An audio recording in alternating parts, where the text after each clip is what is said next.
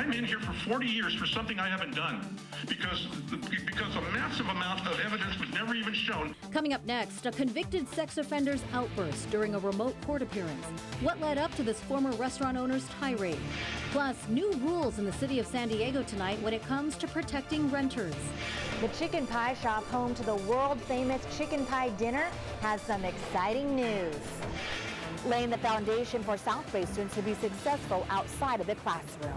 And the mission-fed art walk is this Saturday and Sunday. We're giving you a sneak peek at the oohs and ahs of artistry. CBS 8 News Live at 6 starts now. Right now, the San Diego City Council is listening to public comments on a new city law proposed that aims to protect renters. Hundreds of people have been lined up hoping to speak. Good evening. I'm Carlo Chiquetta. I'm Marcella Lee. San Diego Mayor Todd Gloria and Council President Sean Elo Rivera announced the Residential Tenant Protection Ordinance to prevent displacement and homelessness back in December and released a draft of the law just last week. Tonight, people for and against are speaking up. CBS 8's Jesse Began is here now with what this law covers and what we know so far. Jesse. Yeah, guys, that council meeting is still happening right now. For weeks, we've been hearing advocates for renters saying this would help protect renters from no-fault evictions, but landlords say the rules are too strict and would hurt them in return if they do become law. The Residential Tenant Protection Ordinance to prevent displacement and homelessness would change several things and go beyond state laws in some cases. Under it, renters would have protections starting the first day of their lease unless it's a short-term 3-month contract. Protections under state law kick in at 12 months of tenancy. One big sticking point relates to no-fault evictions, which is when a renter is current on their rent and abiding by their lease, but the landlord kicks them out anyway, often for renovations. San Diego's plan would make those landlords pay the tenants they evict 2 months rent and 3 months for seniors and people with disabilities. State law currently allows for 1 month. I'm encouraging you to rethink this ordinance because it will put mom and pops like us out of business. And, you know, we do nothing but try to provide safe housing, clean housing, affordable housing, and it's driven by open market rents.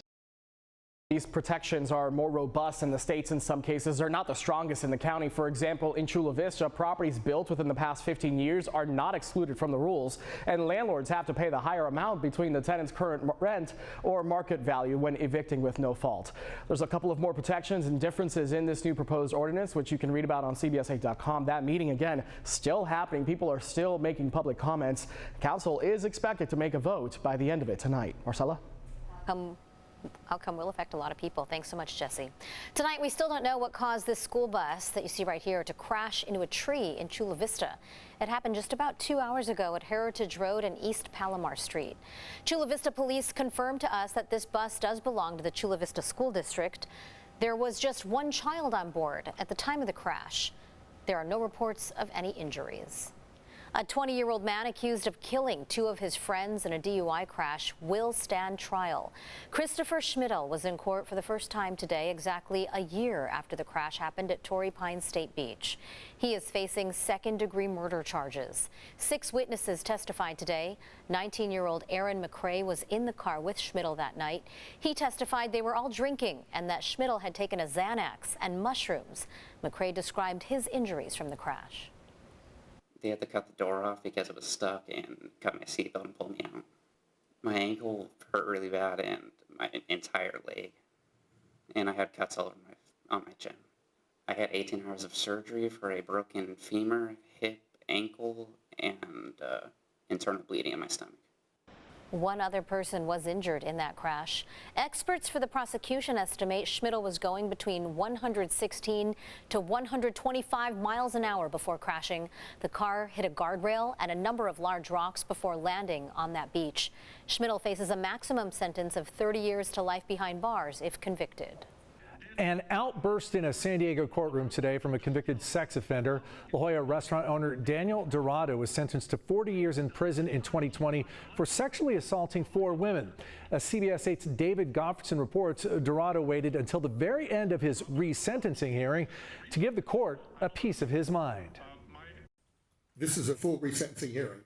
We're starting afresh. The resentencing of sex offender Daniel Dorado started with arguments from his defense attorney that the La Jolla restaurant owner's 40-year prison sentence should be reduced, given new laws in California favoring lower prison terms. I believe that in its entirety, the sentencing scheme is not made to use one finding to increase the penalties every single place that you can. The 64-year-old was previously convicted of getting 4 women intoxicated and sexually assaulting them. He committed 2 separate acts of oral copulation against her while she was intoxicated and unconscious. By inviting them into his business for job interviews or meeting them on online dating apps. There is zero evidence of acceptance of responsibility by Mr. Dorado. In fact, he blamed his convictions on the district attorney. He blamed his convictions on the Me Too movement. Then, under the new sentencing laws, Judge Charles Rogers shaved just 2 years off of Dorado's original term. The total aggregate term, therefore, that is imposed in this case is 38 years. And that's when Dorado just went off. Nobody was ever unconscious and no one was ever intoxicated. I was cordial, I was respectful, I was kind, and I was a gentleman to every single one of these people. But I'm in here for 40 years for something I haven't done because a massive amount of evidence was never even shown that we have to go to the clerk now to request because my own attorney didn't turn anything over to me. Neither did my private investigator, so I apologize. But how would you feel if you're in my case being accused by the judge of not having any remorse, of doing heinous things to somebody who destroyed all of their evidence? Is there anything further? No, just have an enjoyable upcoming weekend, folks.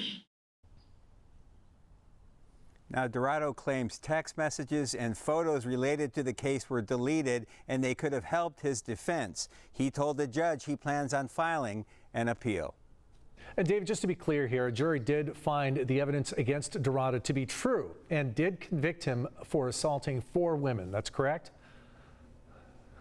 That's correct. The jury found him guilty on 20 counts. They did also find him not guilty on several other counts. But at the end of the hearing today, the judge reminded him that a sentencing hearing is not the time to retry the case. Well, apparently, Mr. Dorado felt differently. David Gofferson reporting live for us. Thanks, David. A man accused of killing another man at a Chula Vista hotel pleaded not guilty today. 40-year-old Jesse Valdez was found dead in Jamul last weekend. Police say 35-year-old Jorge Rodriguez killed him on April 1st at the Red Roof Inn on Broadway. Rodriguez was already in custody on an unrelated charge when he was booked on suspicion of murder. He faces 86 years to life in prison if convicted. His accused accomplice, 36-year-old Ali Mistone, will be in court tomorrow.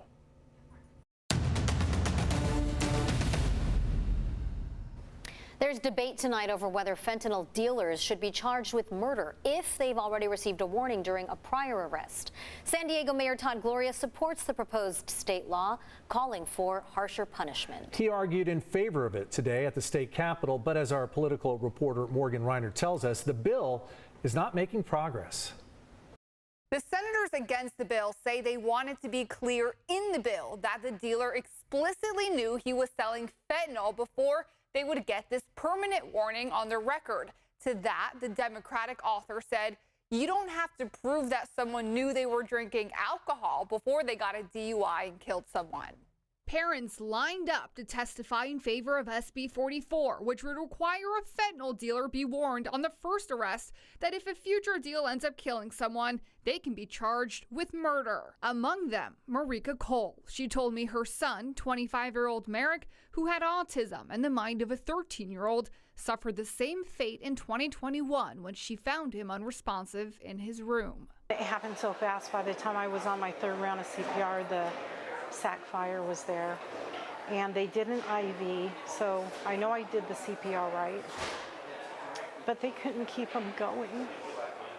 She said SB 44 could have helped in her case. My son would be alive because this person did prison time before. But Senator Scott Wiener and Nancy Skinner believe this bill will have too many unintended consequences. The idea that some college student selling a pill to his roommate and having no idea and no reason to know that there's fentanyl in there would then get this nuclear murder warning on his or her record I think that's a step too far. Author of the bill, Senator Tom Umberg, said 1, the person does need to know they are selling something illegal. Then, only if the person is convicted will they get this warning. It should not be this difficult to get members of the Public Safety Committee to vote for victims and against drug dealers, but sadly that's where we're at today. San Diego Mayor Todd Gloria testified on behalf of the big 13 cities in the state. He told me he has strong concerns about the Public Safety Committee. Go back to their districts and more specifically go to the coroner's office and see the bodies of people lined up in hallways who have overdosed on fentanyl, and they'll understand why this legislation is not only appropriate, practical, but it should be passed. Democratic Senator Tom Umberg, the author of the bill, told me he will not give up this fight until it is passed.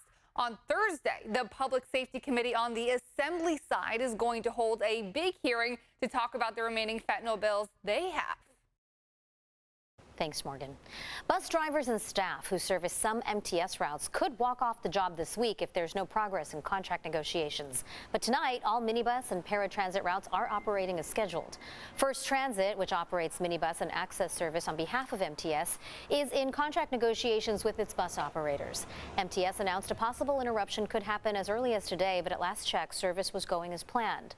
Workers are asking for better working conditions and higher pay. Riders are encouraged to check the MTS webpage tomorrow for any updates. Caltrans is reminding drivers to practice safety and use caution while out on the road.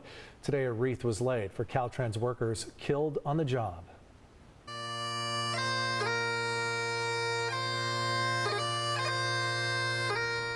A memorial ceremony with the theme Forever Remembered was held this morning at Caltrans headquarters. 191 orange cones were on display, each one representing a Caltrans worker who has died on the job here in California since the 1920s. Since 2010, 18 Caltrans workers in District 11, which includes San Diego and Imperial counties, have been killed. Still ahead tonight, President Biden makes it official. He will seek a second term. Plus, a longtime popular San Diego restaurant is getting a major facelift. What's ahead for the chicken pie shop? Still talking about near seasonal temperatures with a return in the marine layer, but that's going to go away and the temperatures are going to warm up. I'll let you know just how hot we're talking coming up. Up next, the U.S. and U.K. team up to create a pollution-free plastic.